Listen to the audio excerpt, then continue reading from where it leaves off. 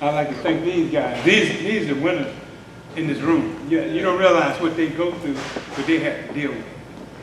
They got to deal with personal problems. They got to deal with a kid eat. They got to deal with a kid getting lessons. They fathers after their father. So I respect these guys here because I had a guy like that for me and stuff and everything. So my son-in-law, he coached high school football in North Carolina, and he tell me what y'all got to go through. It's rough. So you the champion of these games. I'm just a result of somebody like that and everything. So now, who is Emanuel? A lot of people thought they knew me, but they didn't because I came to the Saints in '74. I struggled to get here. I graduated from Jackson State in 1973. I didn't get drafted. So they said I was too short. And what I told them, I wasn't trying to slam dunk a basketball. I was trying to be an offensive lineman. And you know, leverage is the key. Leverage is the key. But people think you got to be big and tall and all that. But that's a disadvantage and everything. So I ended up teaching school in Cleveland, Ohio. Got picked up by the Miami Dolphins. The Miami Dolphins in 1974. I hope you guys are old enough to remember what type of team that was. That record had been broken. Don Shula.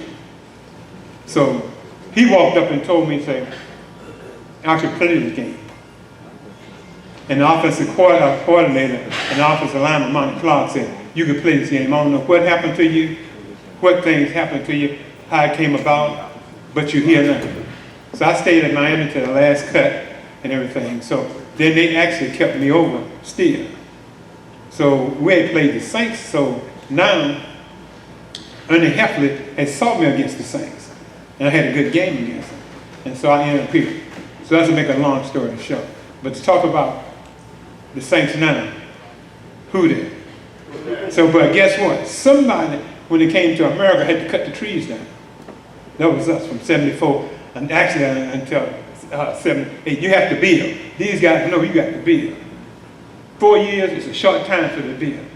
With this amount of years, he know how long he took to build, how many kids he got to go through, and everything. How many draft choices we had to go through. I saw draft choices that I couldn't believe we made, but we made them. But it's not my job. I get paid. It's like at work. You get paid to do a job. So you do your job and go about your business. That I respect Coach Payton. Coach Payton built a culture.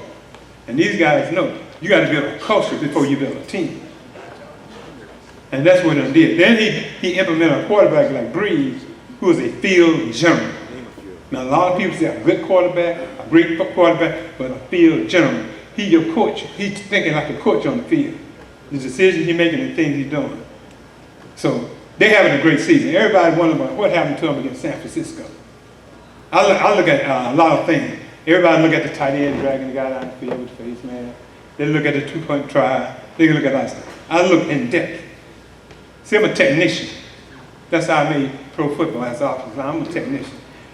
The engine is that offensive line. You guys see, I mean, who wins that line of scrimmage between the defensive line or the offensive line? That's who wins the game. Everybody look at the pretty boys in the air with the girlfriends and all that. I love y'all talking about it. Okay, they get all the glory, but guess what? The engine of that team. I can tell you before the game, get into the second half, who's gonna win? Because I can tell you how physical it is down there. I can tell you who doing their job. I can look at their feet work and everything. So there's a lot of things you can see within there. So I don't watch the game long. I watch the game about first quarter, and then I see kids. I call these guys kids, not high school kids. I call kids who play professional football with bad feet work. They all pros with bad feet work, bad hand work, standing up, doing a lot of things. Now to give you an example of an offensive lineman, this is the offensive lineman blocking. This is what he works. You don't work from up here. He works from down here. All the time. And guess what? He's moving it all the time. They'll never stop moving. When they stop moving, he get beat. And that's what you have to coach. This is what these guys have to do with the amount of time they do it. So that's what I watch. Now a few things I'd like to say about it. But if you have any questions for me, what can I say about the Saints now? That all they got to do is, only one thing I see they got to do now. When they won the Super Bowl, remember they had a bet?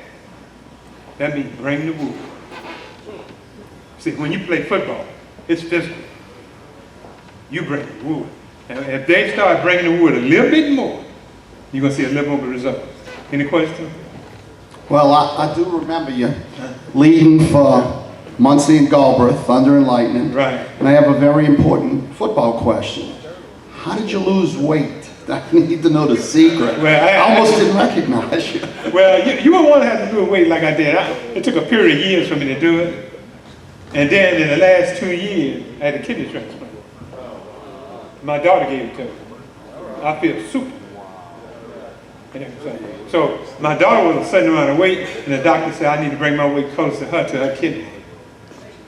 But I was on the way to losing weight at the time. But like I tell people, I never got on dialysis. I got 2 kids. As soon as I told him I needed a kidney, the first thing my son said, "Daddy, you ain't gonna die." I said, "I ain't never told you I was gonna die." And my daughter took the test, and my wife, she had O positive, and my daughter O positive, and everything down here after that. Everything was great after everything. It's a matter that I do my routine with my medication and everything.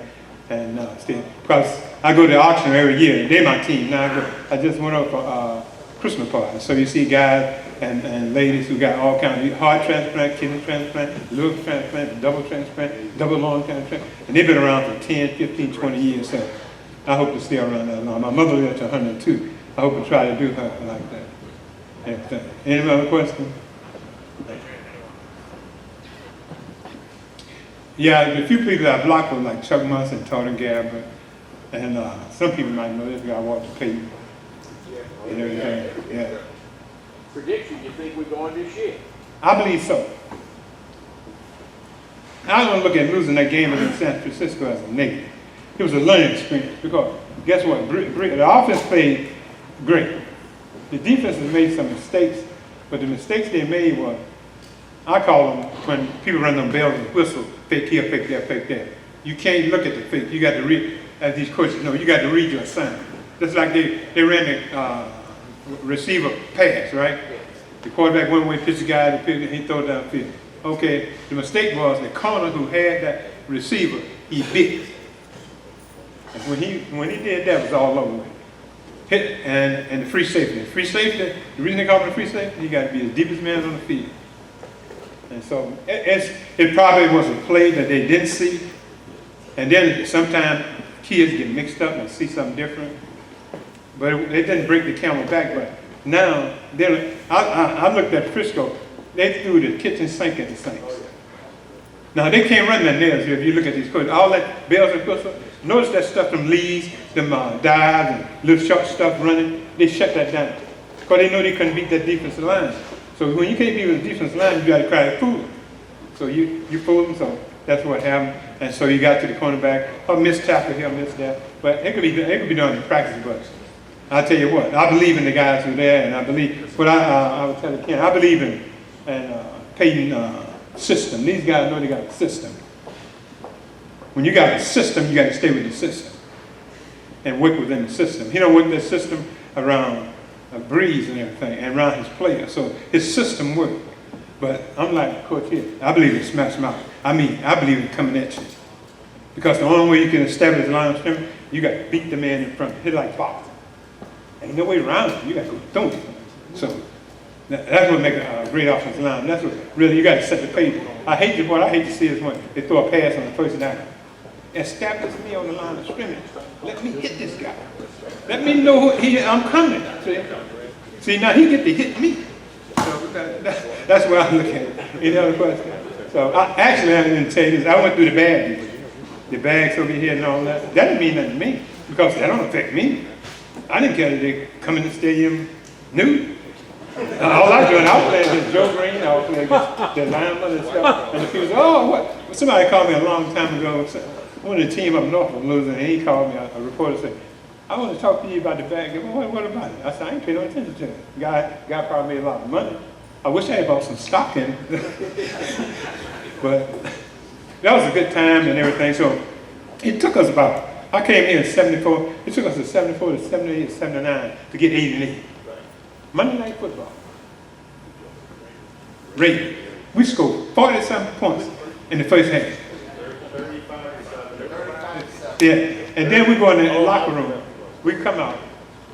I can't tell you what happened because let bygone be gone. I can't tell you the inside, but we didn't score another touchdown. So they knew where we were running. That's all I'm saying. So that's why you see coaches, they know you got to make an adjustment when you go in the halftime. If he runs a 3-4 against coach and coach see the 3-4, he gonna dog it when he come back out. He got to change something up or finagle. That's why I tell people, a defensive line can't get in so many stands. He could be over you in the gap, or over you in the gap, or in the other gap. And so it's basic. You know, I might as well ask, since you're here, when they fired Stram, you mentioned Ernie Heffley. Did he take over when they fired Stram after the No, they fired John North. John North and Ernie Heffley took over? Yeah, Ernie Heffley brought me in. Okay. He took over there. That's right. North had the flex defense. No, Nolan. Big Nolan. Oh, I'm all messed up. Yeah, Well, all right. Ernie Heffley's in there somewhere. yeah, he was the pro personnel. He would scout the pros when they play against each other. That's how he picked me up playing against the Saints and everything. So he was a scout for the pros. Then he got scouts for college and all that stuff and everything. But Ernie Heffley, he knew football too and everything. But Hank brought in the draft, brought in Chuck Munson, Tony Garrett, West Champ, brought in Dobler. Then we built the offensive line. We were struggling to protect for Archie until we brought in some offensive linemen. So you got to wait till you bring into somebody to help you out and everything. But once we went with John Hill, myself, Dobler, Woods, and J.T. Taylor, yeah, we came together as a group. And then we started, actually, I call it living together, sleeping together, and drinking some beers together. Because you get more solid sitting drinking a beer than you did in the meeting. And then you start caring about each other. When you want to know a guy here to step up and fight for you if something happens. Somebody hit you in the back, he was right there. That's one thing about Dover, that's one thing. Somebody hit you in the back, he coming. Yeah. All right. Thank you very much.